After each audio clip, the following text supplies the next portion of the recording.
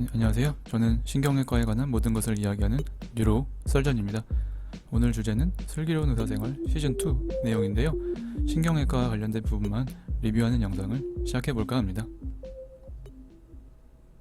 안녕하세요.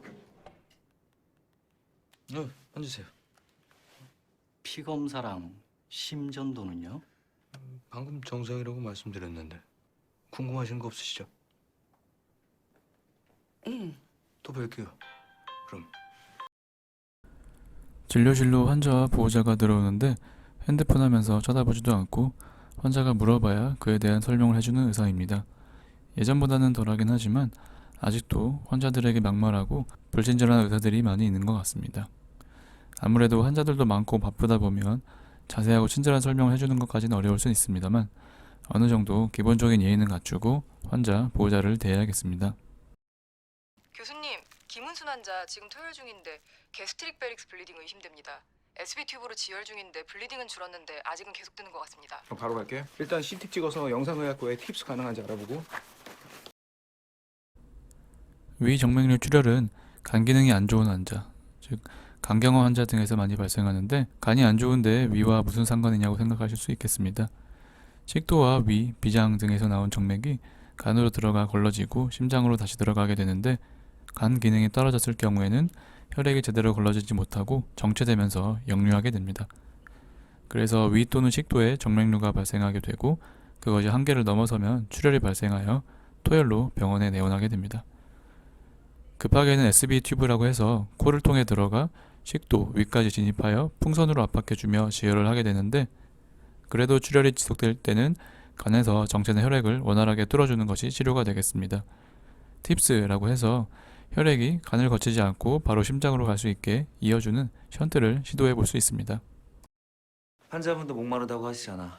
CVP도 낮고 전 시간에 아이오가 너무 네거티브해서 그러니까 인풋 줄이지 말고 더 드시게 해도 돼. 우리 몸 어디든 수분 밸런스가 맞아야 항상성을 유지하기 때문에 인풋, 아웃풋, 즉 섭취량과 배설량이 비슷해야 건강을 유지할 수 있습니다. 일반적인 성인 남성의 예를 들어보면 하루에 약 2600cc의 수분이 들어가고 나오게 되며 체내 기능을 유지합니다. 아이오가 너무 네거티브 되었다는 말은 인풋에 비해 아웃풋이 상대적으로 많아 수분이 많이 빠져나갔다는 말입니다. CVP는 센트럴 비너스 프레셔의 약자로 중심 정맥압이라는 뜻입니다. 중심 정맥관을 가지고 있는 환자들에서 측정할 수 있고 중심 정맥암을 통해 체내 수분 상태를 알 수 있는데 CVP가 낮다는 말은 체내 수분이 많이 부족하다는 뜻이 되겠습니다. CVP를 실시간으로 모니터링하여 수액을 조절하며 체내 수분의 적정량을 유지하는 것이 치료에 상당한 도움이 되기 때문에 중요한 지표라고 할 수 있습니다. 김준환 교수님은 내가 픽스턴인지는 아시겠지? 인턴은 의사면허를 따고 갓 병원에 들어온 수련 의사입니다.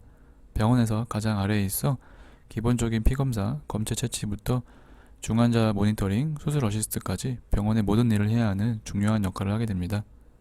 1년의 인턴 수련 과정이 끝나갈 때쯤인 11월, 12월경에 3년 또는 4년의 수련 과정의 레지던트 과를 정하게 되는데 전공과가 확정이 되면 그때부터 픽스턴이라 부르게 됩니다. 픽스턴은 12월 또는 1월, 2월에 인턴 일도 하면서 레지던트 일도 같이 해야 하는데 어떻게 보면 가장 힘든 시기라 할 수 있습니다. 교수님들은 보통 인턴들에게 큰 관심은 없으시지만 픽스턴은 곧 같이 일하게 될 사람이기 때문에 잘 알려주시기도 하고 전공과에 적응할 수 있게 많은 도움을 주십니다. 자전거 타다가 갑자기 다이섹션 와서 잘못 넘어지면서 경추 3번, 4번이 손상됐어요. 아휴, 쿼드리플레지아는 피하기 힘들 것 같다고. 척수 손상 중에 가장 안 좋은 경우입니다. 헤미플레지아는 편마비, 파라플레지아는 하반신마비, 이것보다도 심한 사지마비이기 때문에 가장 예후가 안 좋은 경우입니다. 상부 경추에서 신경 손상이 심하기 때문에 수술을 했더라도 회복될 가능성이 낮고 심하면 호흡도 어려울 수 있기 때문에 기계호흡에 의존해야 할 수 있습니다. 사진은 경추 4번, 5번 전이에 의한 척수신경 손상이 있는 MRI 사진입니다. 자전거 타다가 넘어져서 또는 다이빙하다가 목이 꺾여서 등등 사고에 의해서 이런 척추 손상을 많이 접했는데요. 대부분 수술이 필요한 경우가 많고 장기간의 재활이 필요한 경우가 되겠습니다. 뇌종양 수술하신 환자분들은 경련 발생할 수 있으니 처방해드린 항경련제 꼭 잘 챙겨 드세요. 뇌 수술 이후에 뇌의 비정상적인 정기적인 자극에 의해 경련이 발생할 수 있습니다. 그래서 수술 이후 일정 기간 항경련제를 복용하게 되고 뇌종양뿐만 아니라 뇌출혈, 외상에 의해서도 경련이 발생할 수 있기 때문에 약을 복용하는 경우가 있습니다. 네, 이상 끝까지 봐주셔서 감사드리고 지금까지 뉴로 설전이었습니다. 감사합니다.